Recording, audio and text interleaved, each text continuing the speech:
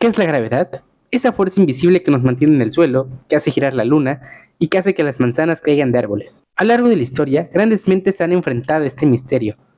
Desde los filósofos que solo podían imaginar respuestas, hasta genios como Newton que transformaron para siempre nuestra visión de la gravedad. A lo largo de este video, vamos a tratar de descubrir toda la historia acerca de ella. ¿Y por qué los objetos caen? En el siglo IV a.C., Aristóteles, discípulo de Platón y maestro del mismo Alejandro Magno, planteó la primera teoría sistemática sobre la caída de los cuerpos. Para él, todo el universo estaba compuesto de 4 elementos: tierra, agua, aire y fuego. La tierra y el agua tendían a ir hacia abajo, el aire y el fuego hacia arriba. Así, Aristóteles explica por qué una piedra cae y por qué una llama se eleva. Además, estaba convencido de que los cuerpos más pesados caían más rápido que los ligeros.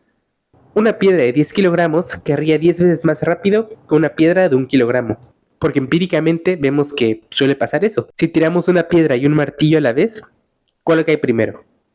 El martillo, según la teoría de Aristóteles, porque pesa más. Y esta filosofía de Aristóteles realmente duró mucho tiempo, fue muy dominante, no solo porque él haya dicho, realmente su ciencia, su metafísica duró por mucho tiempo, se extendió por toda Europa y por gran parte del mundo por más de 2000 años. Pero en el siglo IV alguien se atrevió a desafiarlo.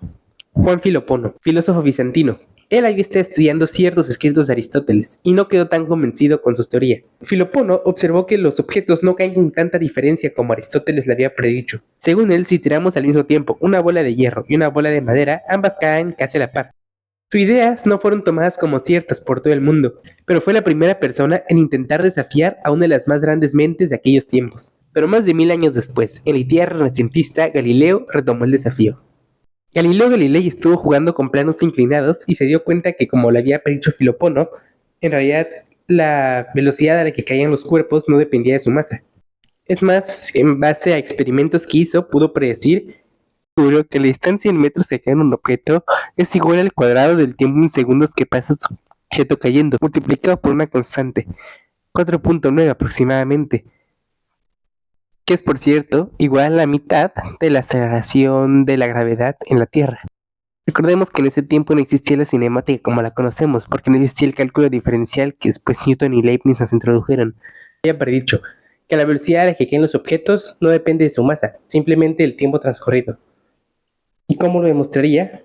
Bueno, se cuenta que Galileo subió hasta lo más alto de la Torre de Pisa, frente a una multitud de alumnos y científicos observándolo. Él desde lo más alto tiró al mismo tiempo 2 esferas de diferente masa, pero de mismo tamaño. Y se pudo ver que ambas esferas cayeron a la par, casi a la vez. Por lo tanto, Galileo así demostró su hipótesis frente a cientos de personas, que los objetos caen a la par sin importar su masa. En sí, no se sabe si sea cierto esto, o sea, solo una leyenda, el hecho de que Galileo haya subido hasta lo más alto de la Torre de Pisa y haya tirado esferas. Lo que sí es cierto es que Galileo refutó la teoría de Aristóteles, que ya llevaba más de 2000 años esparcida por todo el mundo y tomada como cierta. Pero ahora, si es cierto esto que dice Galileo, ¿por qué si yo tiro una pluma y un martillo no caen a la par? ¿Cae primero el martillo? Bueno, eso es porque las predicciones de Galileo funcionan en un universo ideal, sin aire. Si no hubiese aire, la única fuerza que actúa es la de la gravedad. Por ende, tanto una pluma como un martillo llegarán al mismo tiempo al suelo. Pero en la vida real, sin embargo, existe además de la gravedad, la fuerza de fricción con el aire, lo que llamamos resistencia al aire. Este efecto frena más a los objetos que son ligeros y que tienen mucha superficie. Así que en sí lo que hace que un objeto caiga más rápido o lento que otros no es tanto su masa, sino la geometría del mismo objeto y cómo el aire afecta la caída de este, generando resistencia. Y lo puedes comprobar tú mismo. Aquí tengo una hoja de papel extendida, la tira al suelo y tarda un poco en llegar. Pero en cambio, si esta hoja de papel la hago bola y la tiro al suelo, cae más rápido. Su masa no cambió, simplemente cambió su forma. Cuando sueltas una hoja de papel extendida, su superficie expuesta al aire es mucho más grande en comparación con su peso. Eso hace que el aire la frene más, generando una fuerza hacia arriba que supone la caída. En cambio, si arrugas la hoja y la haces una bola, la superficie que choca contra el aire es mucho menor. La resistencia al aire disminuye, así que la gravedad puede acelerar la hoja casi tanto como lo haría con un objeto más pesado como un martillo.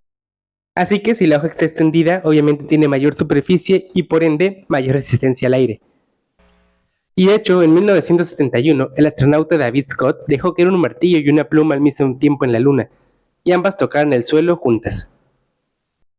confirmando de una vez por todas lo que había predicho Galileo.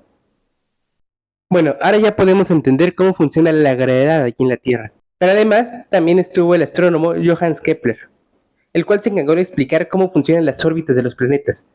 Él habló de que los planetas se mueven en órbitas elípticas, primera ley de Kepler, que siempre un planeta en órbita elíptica va a barrer la misma área en determinado periodo de tiempo, segunda ley de Kepler, y que el periodo orbital de un planeta está relacionado con su semieje mayor, tercera ley de Kepler.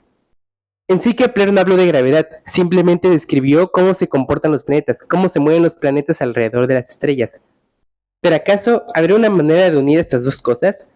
¿Las órbitas elípticas de Kepler y la gravedad de Galileo? Sí, es posible, y lo haría otra de las mentes más brillantes de la historia. Isaac Newton. En 1665, la peste obligó a cerrar la Universidad de Cambridge.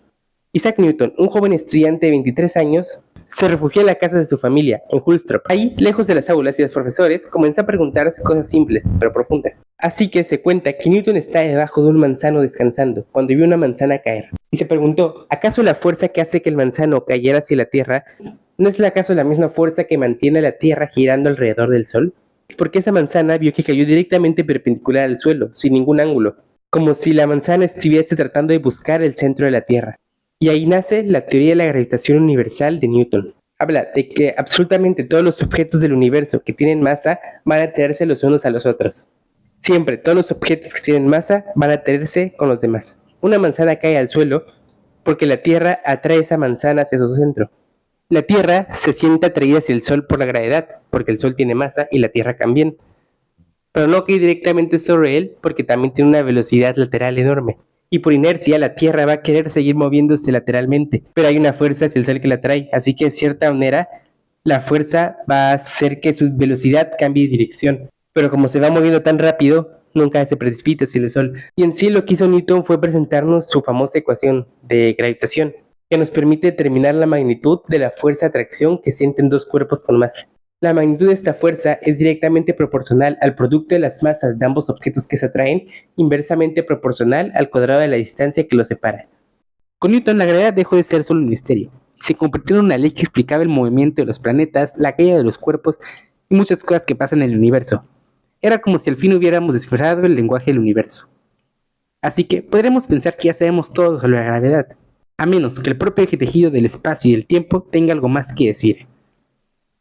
Pero eso es otra historia.